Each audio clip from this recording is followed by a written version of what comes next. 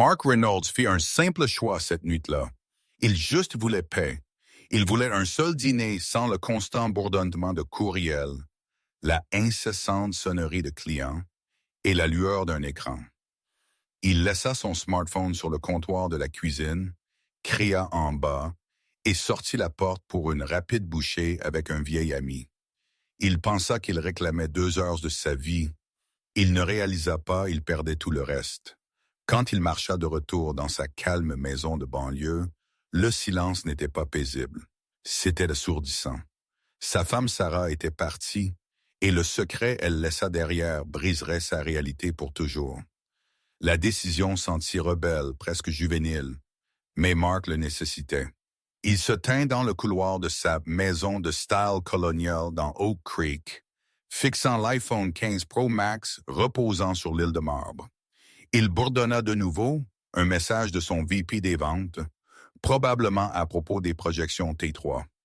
Mark soupira, frottant ses tempes. « Pas cette nuit », il murmura à la cuisine vide. Sarah était en haut, probablement pliant du linge ou lisant une de ces denses biographies historiques elle aimait. Il hurla en haut les escaliers. « Chérie, je me dirige pour rencontrer Liam à l'encre rouillée. Je laisse mon téléphone ici. Si le bureau appelle le fixe, dis-leur je suis mort. » Il entendit son doux rire dériver en bas de la chambre principale. « Ne tente pas le destin, Mark. Amuse-toi. Ne bois pas trop de whisky. »« T'aimes, » il appela dehors. « T'aimes aussi, » elle répondit. Sa voix était légère, aérienne, normale. Ce fut la dernière fois il l'entendit. Mark sortit dans l'air vif d'octobre. Il conduisit son Audi au restaurant, sentant un étrange sens de libération. Pour 2 heures, il était juste Mark, pas CEO Mark Reynolds, pas le gars qui réparait les problèmes de tout le monde. Il s'assit dans une cabine avec Liam, son meilleur ami depuis le collège, mangeant du steak et riant à propos des bons vieux jours avant les hypothèques et les contrôles de cholestérol. « Tu as l'air détendu », Liam nota, faisant tourbillonner son scotch. « Rare look sur toi. » Laissez le téléphone à la maison, Mark sourit. C'est comme j'ai sectionné un membre, mais ça sent bon. Ils se séparèrent en chemin autour de 21h15. Mark conduisit maison, fredonnant avec la radio, se sentant rechargé. Il tira dans l'allée. La maison était sombre. C'était étrange. Sarah, habituellement, laissa la lumière du porche allumée. Peut-être elle était allée au lit tôt. Elle avait été se plaignant à propos de migraines dernièrement. Il déverrouilla la porte d'entrée. « Sarah, je suis à la maison. » Silence. Pas le confortable silence d'une maison dormant, mais le lourd, stagnant silence d'une abandonnée. L'air sentait froid. Il marcha dans la cuisine.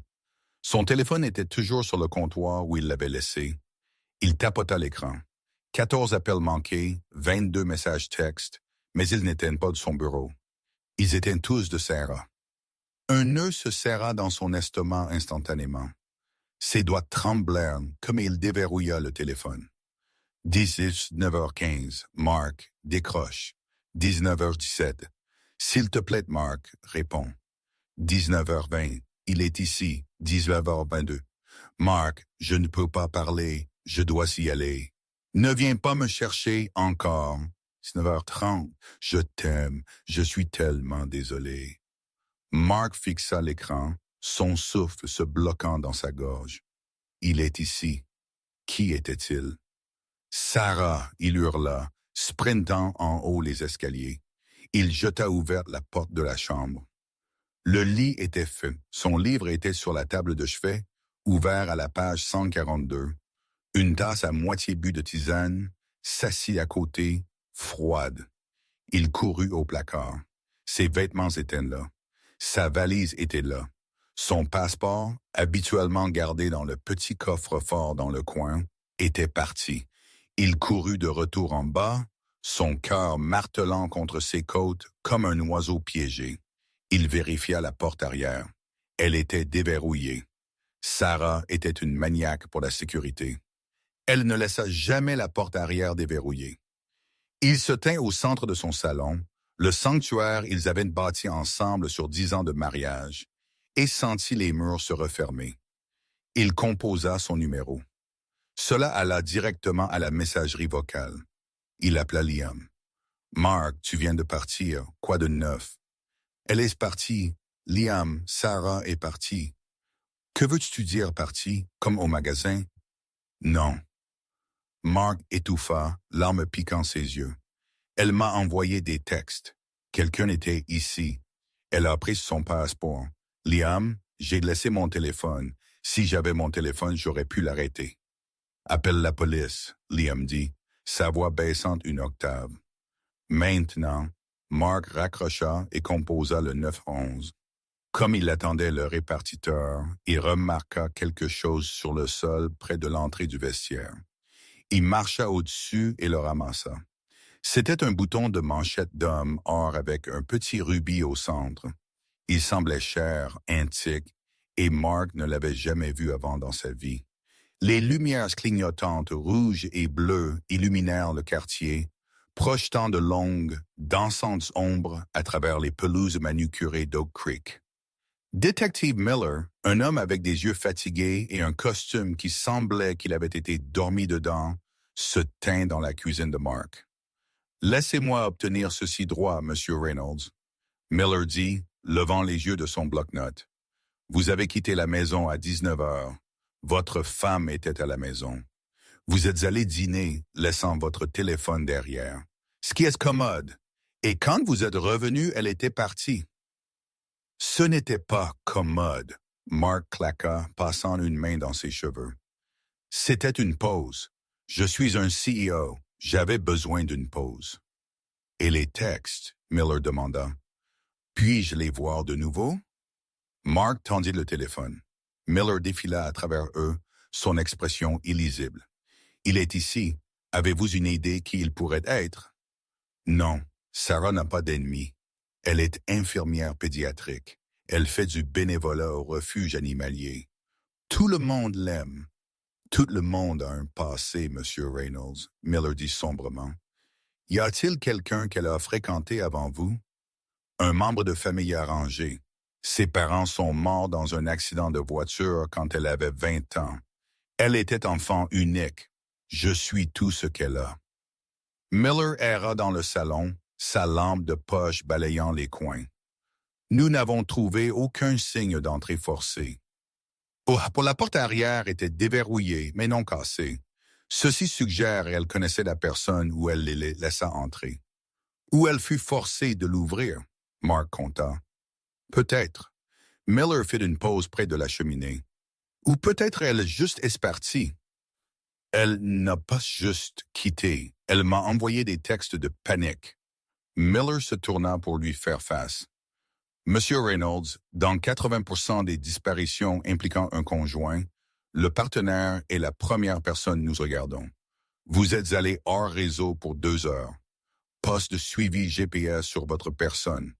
Pas d'empreinte digitale, juste votre parole et la parole de votre ami Liam. Vérifiez les caméras du restaurant. Mark hurla. J'étais là. Nous le ferons, Miller dit calmement, mais en ce moment, vous devez rester en ville. N'allez nulle part. La police partit autour de 2 heures du matin. Ils prirent le bouton de manchette en preuve, dépoussiérèrent pour les empreintes et scellèrent la porte arrière. Mark s'assit sur le canapé, fixant la cheminée vide. Le silence était de retour, plus lourd qu'avant. Il ne pouvait pas dormir. Chaque fois il fermait ses yeux, il voyait le texte. Il est ici. Qui était-il? Mark se leva. Il ne pouvait pas juste s'asseoir là. Il nécessitait de trouver quelque chose, la police manqua. Il connaissait Sarah mieux que quiconque. Il savait où elle cachait des choses. Il alla au sous-sol. Sarah avait un petit studio d'artisanat là-bas où elle peignait. C'était son sanctuaire. Il alluma les lumières. Ça sentait la térébenthine et la lavande. Il commença à ouvrir des tiroirs. Peinture, pinceau, toile, rien. Il se déplaça vers la bibliothèque dans le coin. Elle était remplie de vieux livres d'histoire de l'art. Il les tira un par un, les secouant. D'une épaisse copie d'art de la Renaissance italienne, une photo tomba. Mark la ramassa. C'était un Polaroid, fané et jaunissant au bord. Il montrait une jeune Sarah, peut-être 19 ou 20, debout sur un quai. Elle ne souriait pas. Elle avait l'air terrifiée. Et elle n'était pas seule. Un homme avait son bras autour d'elle. Il était grand avec des cheveux lisses en arrière, foncés et une mâchoire nette, cruelle. Il portait un smoking. Mark plissa les yeux sur la photo. Sur le poignet de l'homme, juste visible, sous le revers de sa chemise, était un bouton de manchette, or avec un rubis au centre. Le sang de Mark gela. Il retourna la photo. Au dos, écrit dans l'écriture de Sarah, étaient 3 mots. Luca, 2012, Naples. Naples. Sarah n'avait jamais été en Italie. Elle dit à Mark qu'elle n'avait jamais quitté le pays jusqu'à leur lune de miel à Paris. Elle dit qu'elle grandit en Ohio. Mark sortit son téléphone. Il ne le laissait pas hors de sa vue maintenant, et googlisa Luca Naples Crime. C'était un coup dans le noir, mais le bouton de manchette ressemblait à des bijoux de mafia.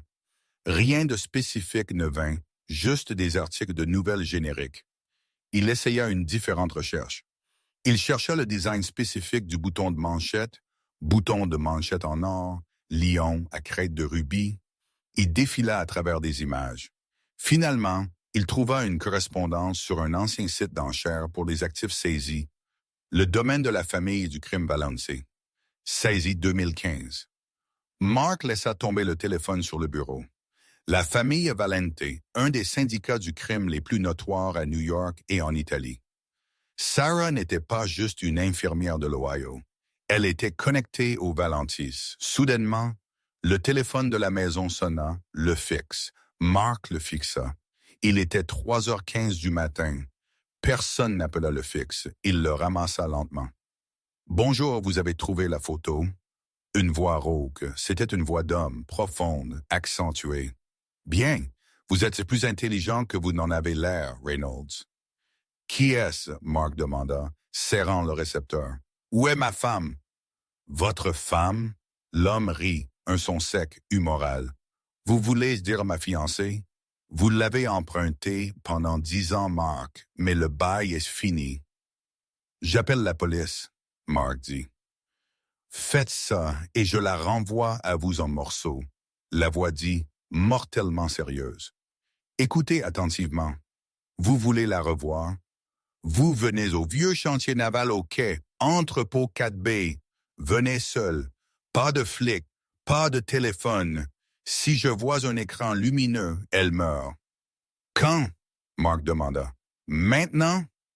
La ligne devint morte. Mark n'hésita pas. Il saisit ses clés de voiture. Il commença à atteindre pour son téléphone, puis s'arrêta. Pas de téléphone. Il ne pouvait pas le risquer, mais il ne pouvait pas entrer sans défense non plus.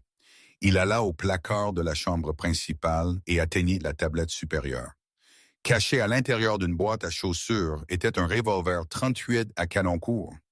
Il l'avait acheté il y a des années après un cambriolage en bas de la rue, le tira 2 fois à un stand de tir et ne le toucha jamais depuis. Il vérifia le barillet. Il était chargé. Il glissa l'arme dans le dos de sa ceinture et jeta une veste. Comme il conduisait vers les quais de la ville, la réalité de la situation le submergea. Sarah, sa douce déchirante, Sarah lisant des livres était fiancée à un gangster. C'était impossible. Elle pleura quand il regardait des films tristes. Elle sauva des araignées de la baignoire. Mais la photo ne mentait pas, et non plus la peur dans ses yeux dans cette image. Les quais étaient une ville fantôme à 4h du matin. Le brouillard roulait de l'eau, obscurcissant les lumières de la rue. Mark gara son Audi à un pâté de maison de l'entrepôt 4B, caché derrière une pile de conteneurs d'expédition. Il marcha le reste du chemin, ses pas résonnant sur le pavé mouillé. L'entrepôt 4B était une carcasse rouillée de métal ondulé. La porte latérale était un pot. Mark prit une profonde respiration, toucha l'acier froid du pistolet à son dos et poussa la porte ouverte. À l'intérieur, c'était faiblement éclairé par une seule ampoule suspendue au centre du vaste espace. Sous la lumière, une chaise était installée et dans la chaise s'assit Sarah. Elle était ligotée avec des colliers de serrage. Sa bouche était scotchée, ses yeux étaient grands de terreur. Quand elle vit Mark, elle commença à secouer de sa tête frénétiquement, faisant des bruits étouffés. « Monsieur donc, le mari courageux arrive. » La voix résonna des ombres. Un homme entra dans la lumière. C'était l'homme de la photo, plus vieux maintenant. Ses cheveux grisonnaient aux tempes, mais la mâchoire cruelle était la même. Il portait un costume immaculé qui semblait hors de place dans l'entrepôt sale. « Luca, » Mark dit, sa voix stable malgré son cœur battant. « Vous connaissez mon nom? » « Elle vous a dit. J'ai trouvé votre photo. » « Ah, sentimental. » Luca marcha vers Sarah et plaça une main sur son épaule. Elle tressaillit violemment. Sarah, ou Isabella, comme je la connais, s'est enfuie de moi une semaine avant notre mariage. Elle a pris quelque chose de mien, quelque chose de très précieux. « Je n'ai rien de vous, Mark dit. Elle n'a rien. Nous vivons une vie simple. Elle a une mémoire, Luca dit, tapant sa propre tempe. Elle a vu où j'ai enterré la marque du corps, métaphoriquement et littéralement, et elle a vu les numéros de compte. » Luca tira un couteau de sa poche, un cran d'arrêt. Il l'ouvrit d'un coup.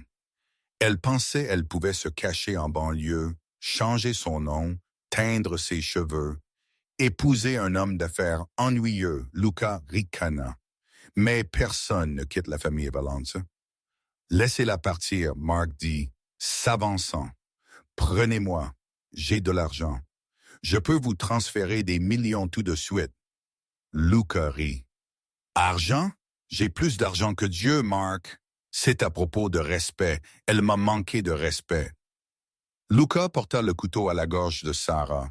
Une mince ligne de rouge apparut sur sa peau. Mark atteignit derrière son dos. J'ai dit, laissez-la partir. « Ou quoi? » Luca défia. « Vous me lancerez vos clés de voiture. » Mark tira le 38. Il ne le vissa pas comme il faisait dans les films. Il juste le pointa sur la poitrine massive de Luca où je vous tue.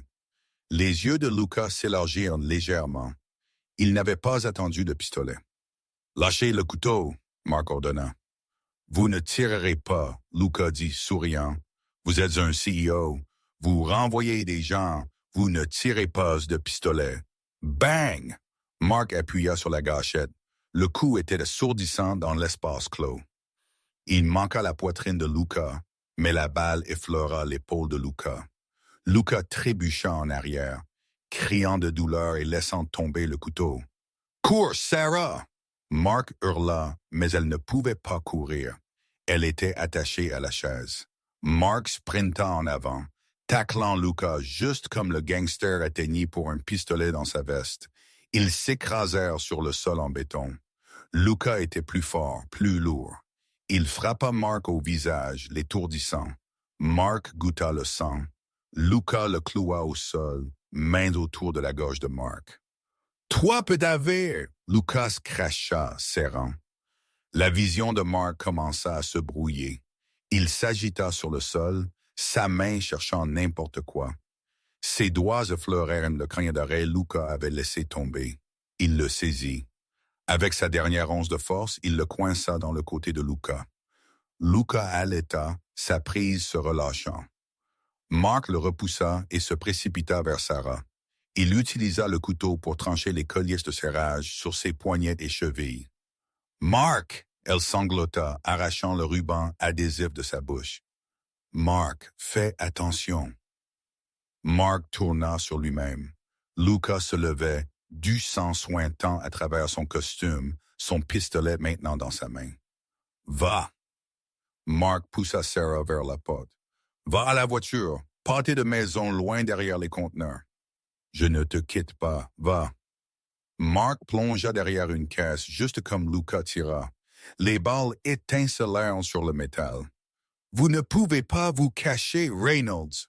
Luca hurla, sa voix un peu pâteuse. « Mes hommes sont à 5 minutes. » Mark vérifia son revolver. 5 coups restants. Il était cloué au sol. Sa femme courait dans la nuit et une aube de mafia le chassait dans un entrepôt. Et le pire, il réalisa Sarah n'avait pas juste fui un mauvais ex. La façon Luca la regardait, ce n'était pas juste de la colère, C'était de la possession. Mark. La voix de Sarah vint de la porte. Elle n'était pas partie. Sarah, sors d'ici. Non, elle hurla. Soudainement, les lumières de l'entrepôt s'éteignirent. Noir absolu. Je connais ce bâtiment, Luca. La voix de Sarah résonna dans l'obscurité, froide et dure. Une voix Mark n'avait jamais entendue avant. J'avais l'habitude de jouer ici quand mon père dirigeait les quais. Vous pensez vous êtes le chasseur. Vous êtes dans ma maison maintenant. Mark gisait dans le noir, stupéfait. Son père dirigeait les quais. L'histoire juste commençait. L'entrepôt était noir absolu, une caverne d'acier et de silence, brisée seulement par la lourde, rauque respiration de Luca quelque part dans le vide. Mark gisait à plat sur le béton froid, son cœur martelant contre ses côtes comme un marteau. Il ne pouvait pas voir sa main devant son visage. « Sarah », il murmura, le son à peine audible. Une main serra sa cheville. Mark faillit donner un coup de pied, mais le toucher était familier, fort, assuré. C'était Sarah, mais la prise sentait différente. Tactique. Elle le tira, le guidant à ramper à gauche. « Reste bas ». Elle respira dans son oreille. Il y a une trappe de service à 20 pieds derrière le vieux générateur. Bouge. Luca a un pistolet, Mark siffla. Je sais et il saigne. Il est en colère et négligent, mais ces hommes seront ici en moins de 3 minutes. Nous devons disparaître. Bang! Un flash de bouche alluma l'obscurité du centre de la pièce, momentanément, révélant la silhouette de Luca. Il tournait, tirant aveuglément. Isabella, tu ne peux pas fuir la famille. La balle ricocha sur une poutre métallique pieds au-dessus de la tête de Mark. Sarah ne tressaillit pas. Elle ramassa un lourd boulon rouillé du sol et le lança à travers la pièce à l'extrême droite. Il cliqueta bruyamment contre une tôle. Luca tourna vers le bruit et tira 3 coups rapides. « Bang! Bang! Bang! Maintenant! » Sarah commanda.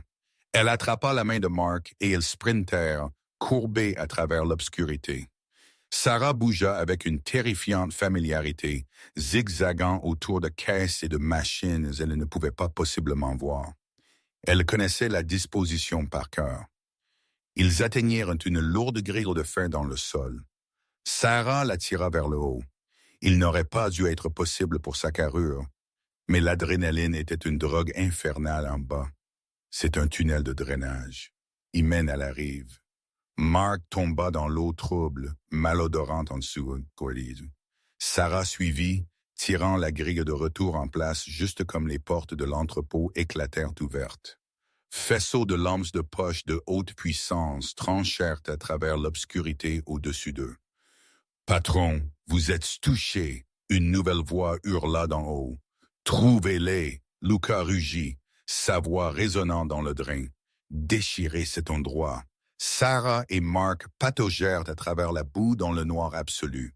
Mark voulait vomir. Il voulait crier, mais il continuait à bouger. Sarah le menait par la main, sa prise serrée comme du fer. Ils émergèrent 10 minutes plus tard sous une jetée en décomposition, toussant et couvert de vases. L'air froid de la rivière mordait leur peau. « Ma voiture, Mark haleta. Elle est à un pâté de maison. » Trop risqué, Sarah dit, essuyant de la boue de son visage. Ses yeux étaient durs, scannant le périmètre. Ils auront la voiture sous surveillance. Nous avons besoin d'une nouvelle monture. Elle aperçut un vieux camion Ford Pick-up garé près d'un quai de chargement de marché aux poissons. Le conducteur était à l'intérieur du marché argumentant avec un vendeur. Le moteur tournait au ralenti pour garder le chauffage allumé. « Sarah, nous ne pouvons pas voler un camion, » Mark balbutia. « Je suis le CEO de Reynolds Tech. Je ne vole pas de camion. » Sarah le regarda, vraiment le regarda dans la lumière jaune dure du lampadaire. Elle ressemblait à une étrangère. « Mark, l'homme que tu étais il y a 1 heure est mort. Si tu veux vivre, tu montes dans le camion. » Elle n'attendit pas de réponse. Elle sprinta vers le camion, sauta sur le siège du conducteur. On le jeta en marche arrière. Mark se précipita sur le siège passager, juste comme le propriétaire sortit en courant, criant. Sarah le fuit. Les pneus grincèrent et ils se décollèrent en des quais, fusionnant sur l'autoroute, juste comme des VUS noirs commencèrent à grouiller vers la zone ils venaient de quitter. Mark fixa sa femme. Elle conduisait d'une main, vérifiant les rétroviseurs constamment. « Qui êtes-vous? » Mark murmura, sa voix tremblant. « Parce que vous, sûr comme l'enfer, n'êtes pas une infirmière pédiatrique. » Sarah ne le regarda pas. Elle fixa la route, sa mâchoire serrée. « Mon nom est Isabella Moretti, et cette nuit, j'ai juste commencé une guerre. » Ils conduisirent pendant 2 heures, se dirigeant profondément dans la campagne rurale, loin des caméras et de la grille numérique de la ville. Ils abandonnèrent le camion dans une dense parcelle de bois et marchèrent 3 milles de plus jusqu'à une cabane de chasse délabrée qui semblait abandonnée. Sarah Isabella cassa la serrure de la porte arrière avec une pierre et fit entrer Mark à l'intérieur. C'était moisi, rempli de bâches, mais c'était sec. « Mon père a acheté cet endroit sous une société écran il y a 20 ans, » elle dit, tirant les rideaux serrés. « Maison sûre maintenant pour 4. Personne ne le sait sauf moi. » Mark s'effondra sur un canapé poussiéreux. L'adrénaline s'estompait, remplacée par un épuisement écrasant et un profond, douloureux sentiment de trahison. Isabella Moretti, Mark dit, testant les noms, y goûtait amer. La famille du crime Moretti, syndicat du New Jersey. Oui, elle se tourna pour lui faire face. Elle avait l'air épuisée, ses uniformes d'infirmière couverts de saleté d'égout, mais sa posture était royale, défiante. Mon père était l'aube. Luca Valente était l'héritier de la famille rivale. Notre mariage était censé être le traité de paix, l'union qui fusionnerait les opérations de la côte Est. Et tu as couru, Mark dit. J'ai découvert ce qu'il planifiait, elle dit doucement. Ce n'était pas juste une fusion. Luca prévoyait de tuer mon père et mes frères à la réception de mariage. Une prise de contrôle de style mariage rouge.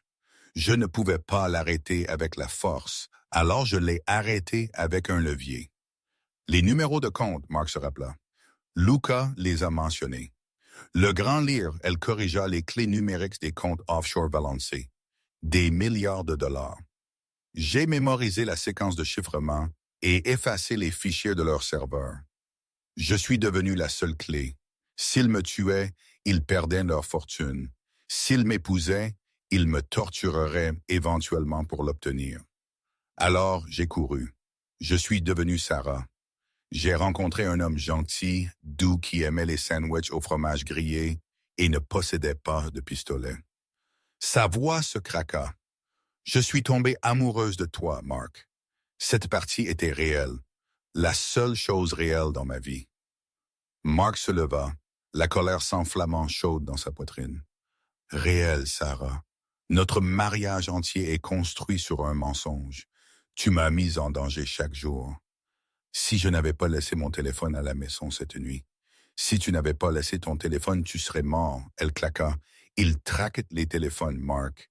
Ils nous ont trouvés parce que quelqu'un les a informés de votre emplacement et ils ont pingé un appareil près de vous. Je n'avais pas d'appareil. Quelqu'un près de vous l'a fait, elle dit sombrement. Pense, Mark. Qui savait que vous alliez dîner? Qui savait que vous laissiez votre téléphone derrière? Mark figea. Le souvenir de la soirée se réjoua dans son esprit. L'encre rouillée, le steak, le whisky. Liam. Liam. Mark murmura. Non, pas moyen. C'est mon meilleur ami. C'est le parrain de nos futurs enfants. Liam est un problème de jeu, Mark. Sarah dit doucement. J'ai vu les avis dans le courrier quand je suis allé chez lui pour le barbecue le mois dernier. Derniers avis, grand nombre, des gens comme Luca. Ils trouvent des gens comme Liam. Ils les achètent. Mark se sentit mal. Il m'a demandé pourquoi j'avais l'air détendu. Je lui ai dit que j'avais laissé mon téléphone. Il a envoyé un message à quelqu'un juste après que j'ai dit ça. Je pensais qu'il vérifiait juste le travail. Il signalait l'équipe de choc. Sarah dit, ils sont allés à la maison pour m'attraper, s'attendant à ce que vous soyez distrait pendant 2 heures. Ils ne s'attendaient pas à ce que vous rentriez tôt parce que votre téléphone vous manquait, ou peut-être ils prévoyaient de vous tuer quand vous seriez de retour. Mark arpentait la petite pièce. Son monde se brisait.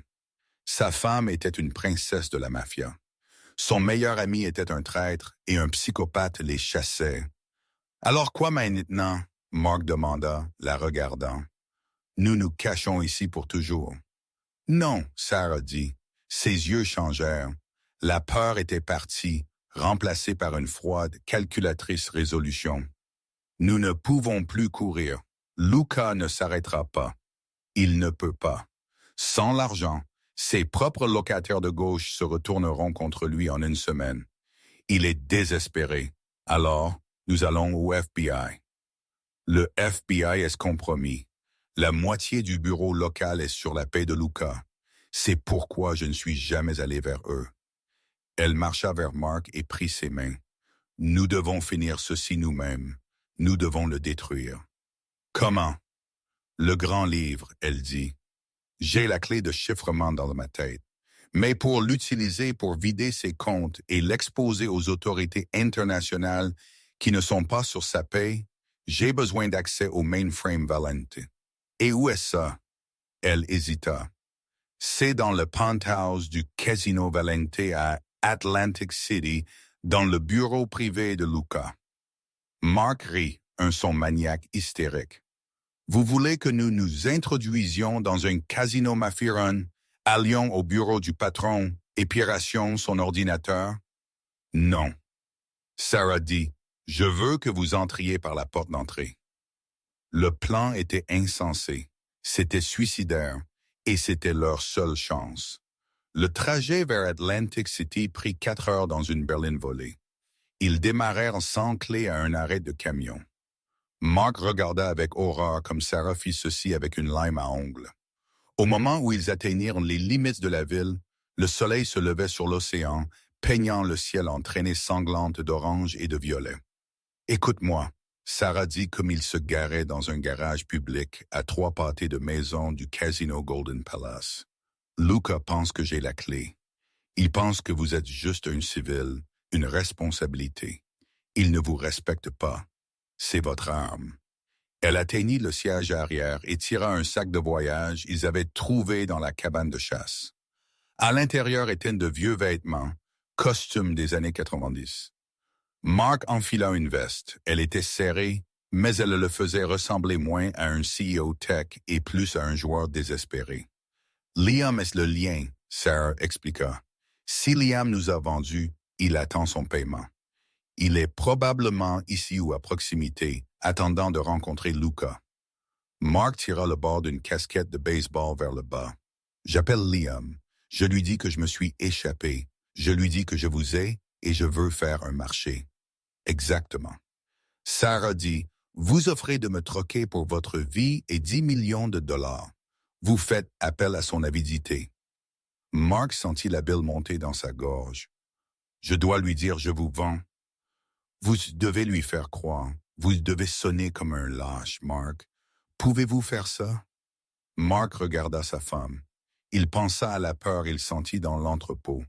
Il pensa à la vie qu'ils avaient perdue. Je peux le faire, il dit. Ils trouvèrent un téléphone public, une relique sur la promenade. Mark composa le numéro de Liam. Il sonna 2 fois. Mark, la voix de Liam était paniquée, essoufflée. Mark, oh mon Dieu, ça va? Les nouvelles ont dit qu'il y avait une fusillade au quai. Arrête tes conneries, Liam. Mark dit, canalisant chaque once de la cruauté de CEO il possédait. Je sais que tu m'as piégé. Silence à l'autre bout. Puis la voix de Liam changea. Elle devint froide. Tu étais censé juste rester au dîner, Mark. Ce n'était pas censé devenir salissant. Eh bien, c'est salissant, je l'ai. Elle est attachée dans le coffre d'une voiture. Tu as Sarah? J'ai Isabella, Mark corrigea. Et je sais qui elle est maintenant. Je ne veux pas une guerre de mafia, Liam. Je veux juste ma vie de retour. Et je veux une compensation pour ma maison étant une scène de crime. Où es-tu? Atlantic City. Je l'amène à Luca, Mais je veux une garantie. Je veux que tu me rencontres dans le hall du Golden Palace. Tu m'amènes à Luca. Si je vois quelqu'un d'autre, je lui mets une balle dans la tête et la jette dans l'océan. Les codes meurent avec elle. Liam hésita. D'accord, Mark. Tu es intelligent. Rencontre-moi à l'entrée des gros joueurs dans 30 minutes. Mark raccrocha. Il regarda Sarah qui se cachait derrière un kiosque. Elle hocha la tête. Il prit la pas. 30 minutes plus tard, Mark se tint dans le hall opulent du Golden Palace. Il se sentit exposé, nu sans armes. Sarah n'était nulle part à voir. Elle entrait par l'entrée du personnel utilisant une vieille carte clé. Elle pria encore fonctionnait sur les ascenseurs de service. Liam apparut. Il avait de l'air terrible, en sueur, pâle, portant un costume froissé. Il se précipita vers Mark. « Où est-elle? » Liam siffla. « Dans le parking, enfermé. Je vous donne l'emplacement une fois que je vois Luca. » « Il est en haut, » Liam dit, vérifiant sa montre nerveusement. « Il se fait soigner de la blessure par balle. Il est furieux, Mark. Vous devez marcher prudemment. »« Amenez-moi à lui. » Liam mena Mark à l'ascenseur privé. Il scanna une carte et les portes s'ouvrirent en coulissant. Comme il montait, le silence était épais. « Pourquoi, Liam? » Mark demanda, fixant les numéros grimpants, 10 ans d'amitié. « Je leur devais 400 000, Mark, » Liam murmura, fixant le sol. « Ils allaient me casser les jambes, puis ils allaient s'en prendre à ma mère. C'était toi ou moi, j'ai choisi moi. » « J'espère ça valait le coup, » Mark dit froidement. L'ascenseur tinta. Les portes s'ouvrirent directement dans un bureau penthouse. Il était massif avec des fenêtres du sol au plafond surplombant l'Atlantique. Au centre de la pièce, assis derrière un bureau en acajou, était Luca. Son bras était dans une écharpe. 2 gardes du corps massif se tenaient près de la porte. « Le mari prodigue, » Luca ricana. « Liam me dit vous êtes revenu à vos sens. » « Je suis un homme d'affaires, » Mark dit, entrant dans la pièce. « Je coupe mes pertes. Elle est une responsabilité. »« Où est-elle? » Luca demanda. « Transférez 10 millions de dollars à ce compte, » Mark dit, glissant un morceau de papier à travers le bureau. « Et je vous dis où est la voiture. » Luca rit. Il ramassa le papier, le froissa et le jeta à Mark. « Vous pensez vous êtes en position de négocier? Vous êtes dans mon bâtiment. Vous êtes un homme mort marchand. » Luca hocha la tête vers les gardes. « Battez-le lui dehors. » Les 2 gardes s'avancèrent. Le cœur de Mark martela. « Viens, Sarah, viens. » Soudainement, les lumières dans le bureau vacillèrent.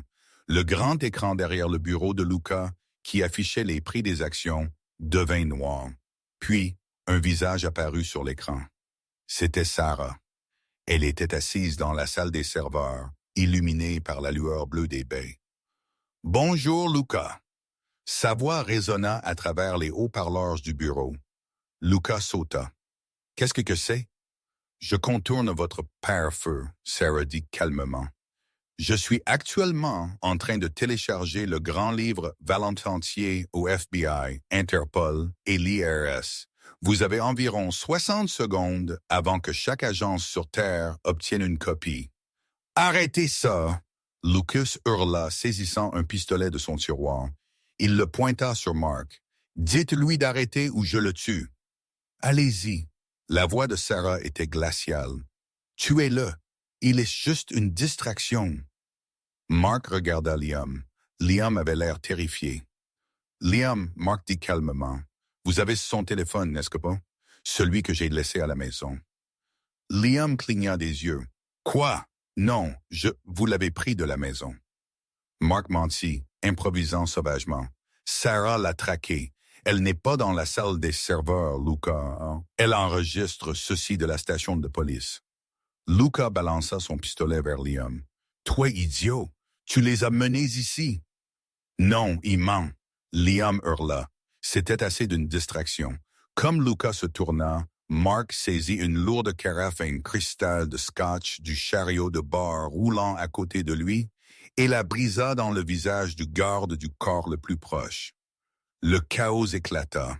La main de Mark se resserra autour du cou de la carafe en cristal. C'était du verre lourd au plomb rempli de scotch ambré qui coûtait plus que sa première voiture. Dans le reflet du verre, il vit son propre visage déformé, en sueur, terrifié, mais durcissant en quelque chose de méconnaissable.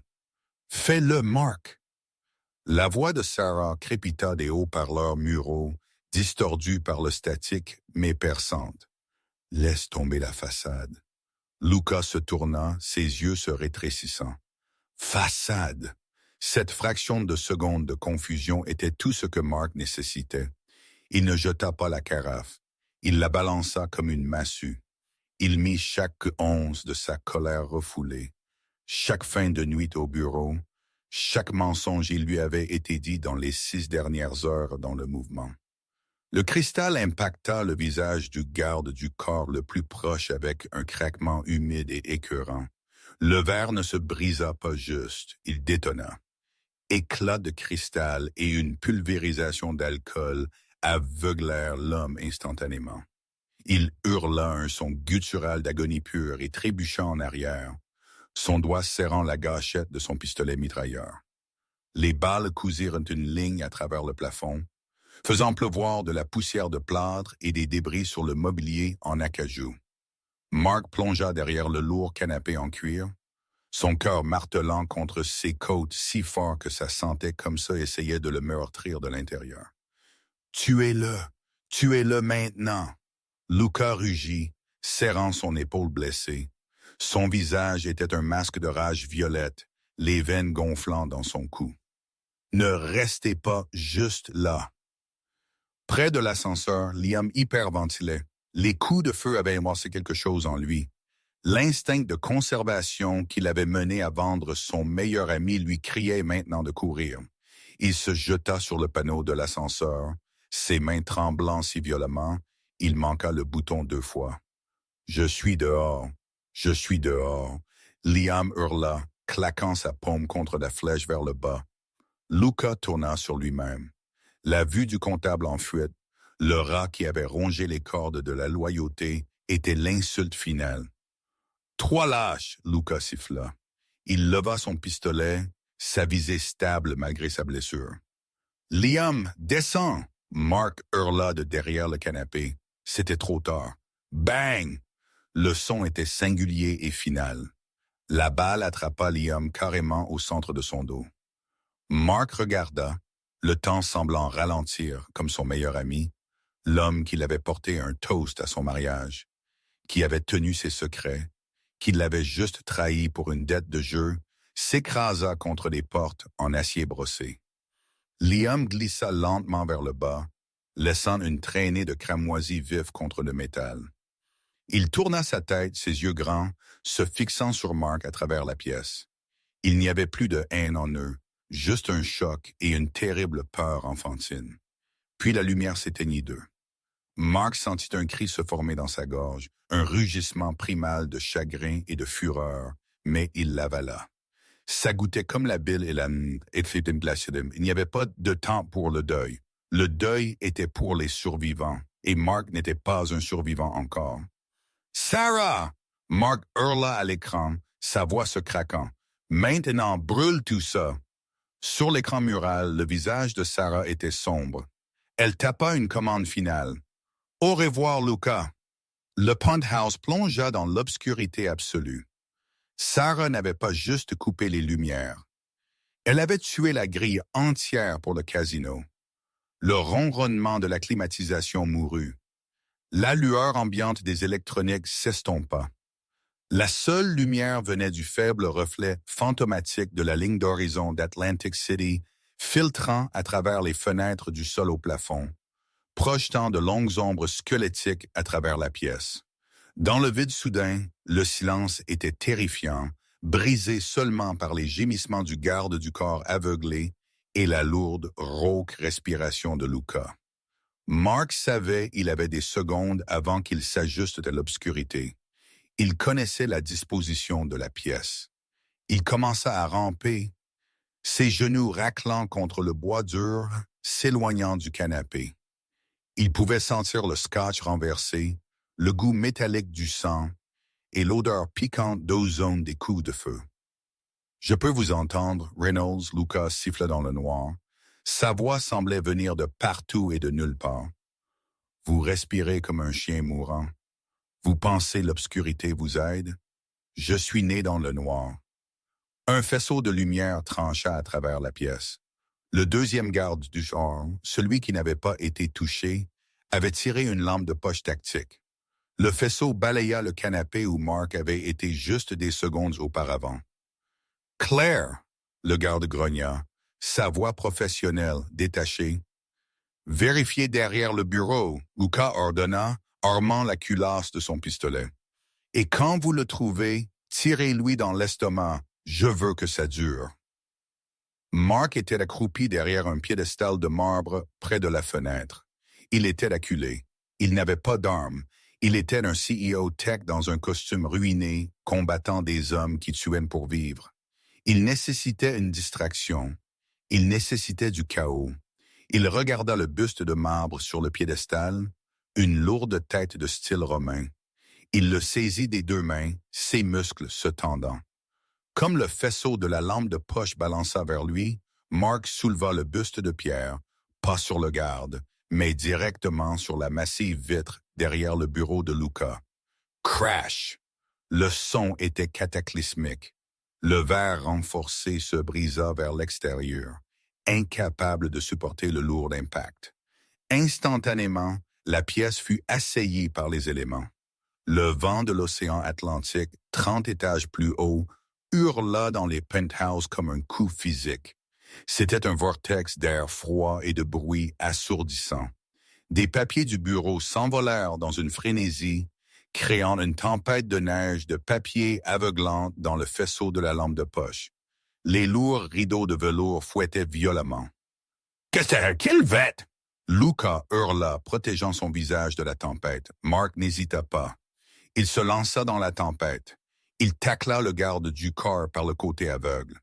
Ce n'était pas une élégante cinématographique neutralisation. C'était une collision désespérée, agitée de corps. Ils frappèrent le sol dur. Le garde était plus lourd, un mur de muscles, et il sentait le tabac rassis et la sueur. Il grogna, balançant la lourde lampe de poche dans les côtes de Mark. Crac! Mark haleta, la douleur explosant dans son côté, mais l'adrénaline inonda son système, engourdissant l'agonie. Il ne se battait pas pour une fusion. Il se battait pour sa vie. Il enfonça son pouce dans l'orbite de l'œil du garde, creusant avec une désespération animalistique. Le garde hurla, laissant tomber la lampe de poche. Le faisceau tourna sauvagement à travers le sol, illuminant des flashs de la pièce. Le corps de Liam, les chaises renversées, le sang sur le tapis. Mark se précipita pour le pistolet du garde, ses doigts effleurant l'acier froid. Il le saisit, roula sur son dos et tira. Bang! Bang! Il ne visa pas. Il juste appuya sur la gâchette jusqu'à ce que le poids sur lui devienne mou. Mark repoussa le corps, haletant pour l'air, ses poumons brûlants. Il se précipita sur ses pieds, chancelant instablement. Il tint le pistolet en l'air, visant dans le vent tourbillonnant et l'obscurité. « C'est fini, Lucas. » Mark hurla, sa voix à peine audible sur le vent hurlant. « La police arrive. Les données sont dehors. Vous êtes fini. » « Vous pensez la police me fait peur? » La voix de Lucas vint de la fenêtre brisée. Un flash d'éclair de la tempête dehors illumina la pièce pour une fraction de seconde, gelant la scène dans une horreur de lumière stroboscopique. Lucas se tenait sur l'étroite corniche du balcon, le vent fouettant sa veste de costume sanglante autour de lui comme une cape. Il ressemblait à un démon, ses yeux maniaques, un sourire de pure folie plaqué sur son visage. « J'ai construit cette ville. » Lucas hurla, reculant vers le bord. « Je possède les juges. Je possède le procureur. Je ne vais pas en prison, Reynolds. Je suis la famille Valente. Et si je descends, vous venez avec moi. » Lucas leva son pistolet, le pointant sur la poitrine de Mark. Mark serra la gâchette du pistolet du garde. Clic. Mark figea. Il serra de nouveau. Clic. Vide. Le garde avait dépensé le chargeur arrosant le plafond. Luca rit. C'était un son mouillé, gargouillant. La maison gagne toujours, Mark, toujours. Mark fixa le canon du pistolet de Luca. Il pensa à Sarah. Il pensa au dîner calme, il n'aurait jamais de nouveau. Il ferma ses yeux, attendant le flash. Grincement. Le son de métal se déchirant contre du métal résonna à travers la pièce. Les portes de l'ascenseur, qui avaient été verrouillées par le piratage, étaient forcées ouvertes avec un pied de biche. Mark ouvrit ses yeux. Isabella Moretti se tint dans l'embrasure de l'ascenseur. Elle n'était pas la Sarah qui tricotait des foulards. Elle portait un gilet pare-balles sur ses uniformes, son visage strié de graisse de la cage d'ascenseur elle venait de descendre. Dans ses mains, elle tenait un fusil à pompe Remington 70, elle l'avait prise du casier de sécurité. « La maison est fermée, Luca », elle dit. Sa voix n'était pas forte, mais elle coupa à travers le vent comme un rasoir. Luca se tourna, ses yeux s'écarquillant en une incrédulité authentique. Bella. Boum, elle n'hésita pas. Elle n'offrit pas de monologue. Elle étira une seule cartouche dans le plafond directement au-dessus de Luca's tête. Plâtre, béton et barres d'armature en acier pleuvaient sur lui. Ce n'était pas un coup fatal. C'était une déclaration. C'était une distraction. Luca tressaillit. Il trébucha en arrière, ses chaussures en cuir italien glissant sur le marbre, glissant de pluie de la corniche du balcon. Il s'agita, ses bras saisissant désespérément l'air humide. Pendant une seconde, le temps sembla s'arrêter, ses yeux fixés sur ceux de Sarah. Il n'y avait pas de peur en eux, seulement une soudaine, profonde réalisation qu'il avait sous-estimé la fille il essaya d'emprisonner. Puis la gravité prit le dessus. Il ne cria pas. Il juste disparut dans la nuit, chutant 30 étages plus bas jusqu'à la promenade illuminée au néon en dessous. Mark baissa le pistolet vide. Il marcha lentement vers la fenêtre brisée, le verre craquant sous ses pieds. Il regarda en bas. Loin en dessous, au milieu des lumières clignotantes de la promenade, une foule commençait à se rassembler autour d'une forme sombre, brisée sur le pavé. Mark s'affala contre le mur, glissant vers le bas jusqu'à ce qu'il frappe le sol. Il regarda Sarah. Elle baissait le fusil de chasse, ses mains tremblant pour la première fois. Elle marcha vers lui, enjambant les débris et les corps. Elle ne l'étreignit pas. Elle ne l'embrassa pas. Elle s'agenouilla à côté de lui et vérifia ses pupilles. Sa formation d'infirmière prenant le dessus automatiquement. « Nous avons 3 minutes avant que l'équipe SWAT ne franchisse la cage d'escalier. » Elle dit, sa voix tremblant légèrement. « Nous devons être les victimes. Lâche le pistolet. Allonge-toi. » Aie l'air traumatisé. Mark regarda vers l'ascenseur où le corps de Liam gisait immobile. Il sentit les larmes finalement déborder, chaudes et piquantes contre ses joues froides. « Je n'ai pas à jouer, Sarah, » il murmura, sa voix brisée. « Je suis traumatisé. » Les 6 mois suivants furent un flou de dépositions, d'interviews de protection des témoins et de frénésie médiatique. La fusillade du casino fut le titre de chaque journal du pays. Mark Reynolds, le CEO Tech, et sa femme Sarah, la princesse mafieuse cachée qui a bâti la famille du crime Valente. Ils étaient des héros et ils étaient des étrangers. Mark s'assit dans un petit café à Florence, Italie. Il pleuvait. Il remua son espresso, regardant l'eau couler dans les rues pavées. Il n'était plus Mark Reynolds. Légalement, son nom était Thomas Hale. Il avait une barbe maintenant et il portait des lunettes, il n'avait pas besoin. La chaise en face de lui racla en arrière. Sarah, maintenant connue comme Elelanena, s'assit. Elle avait l'air différente. Ses cheveux étaient coupés courts, teints d'un auburn profond. Elle portait un trench coat et avait l'air tout à fait de la locale européenne. Ils n'avaient pas vécu ensemble depuis cette nuit. Le FBI les avait séparés pour des briefings. Et puis, puis la réalité de qui elle était s'était installée. Mark ne pouvait pas revenir à regarder Netflix sur le canapé avec une femme qui savait comment démarrer des voitures sans clé et manier un fusil de chasse. Tu as l'air bien, elle dit, sa voix hésitante. J'ai l'air d'un professeur de géographie, Mark plaisanta faiblement. Comment allez-vous? Je vais bien. Le gouvernement a saisi les actifs Valenté. L'argent que j'ai volé, je l'ai rendu. La plupart. La plupart. Mark leva un sourcil, elle sourit, un éclair de l'ancienne malice. J'ai gardé des frais de consultation. C'est dans un fonds pour la mère de Liam. Elle n'aura plus jamais à s'inquiéter du loyer. Anonymement, bien sûr. Mark hocha la tête, une boule se formant dans sa gorge. C'est bon. Elle pense qu'il est mort en héros, un spectateur pris dans les tirs croisés. Laissez-la le croire, Sarah dit. Ils s'assirent en silence longtemps, la pluie tapait contre l'auvent du café. Ça me manque parfois, Mark admit. Le calme, les dîners ennuyeux, le téléphone bourdonnant sur le comptoir. Tu me manques, Sarah dit. Elle atteignit à travers la table et couvrit sa main avec la sienne. Je t'ai vraiment aimé, Mark. Ce n'était pas un mensonge. Les 10 ans. Ce fut la seule fois où je me suis senti en sécurité. Je sais, Mark dit. Il regarda sa main. Pas d'alliance. Il ne portait pas la sienne non plus. Pouvons-nous revenir? Elle demanda.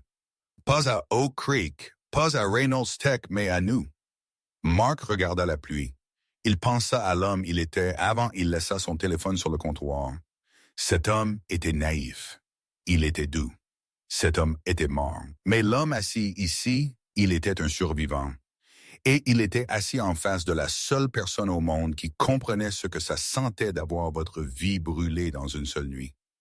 Nous ne pouvons pas revenir. Mark dit doucement. Sarah retira sa main, ses yeux baissants. Mais Mark continua. Nous pouvons commencer quelque chose de nouveau. Il atteignit sa poche, il ne sortit pas une bague. Il sortit un téléphone. Un téléphone jetable. J'ai acheté un téléphone, il dit. Le premier en 6 mois et je n'ai personne à appeler. Il sourit. Sauf vous. Sarah rit, des larmes brillant dans ses yeux. Eh bien, Thomas Hale, aimeriez-vous dîner? Je connais un endroit, mais vous devez me promettre une chose. Qu'est-ce que c'est? Apportez votre téléphone, elle dit. Je ne veux pas que vous rentriez tôt et trouviez plus de surprises. Mark rit. C'était un rire authentique, le premier depuis longtemps. Marcher. Ils sortirent du café ensemble, partageant un parapluie, disparaissant dans les rues sinueuses de Florence. Ils n'étaient plus le couple de la banlieue. Ils étaient quelque chose de plus aiguisé, plus dur et peut-être plus réel. Parce que parfois, vous devez tout perdre, votre identité, vos hommages, des amis, votre sécurité pour découvrir qui est réellement debout à côté de vous quand les lumières s'éteignent. L'histoire de Mark et Sarah nous rappelle que nous ne connaissons jamais vraiment les gens avec qui nous partageons nos vies.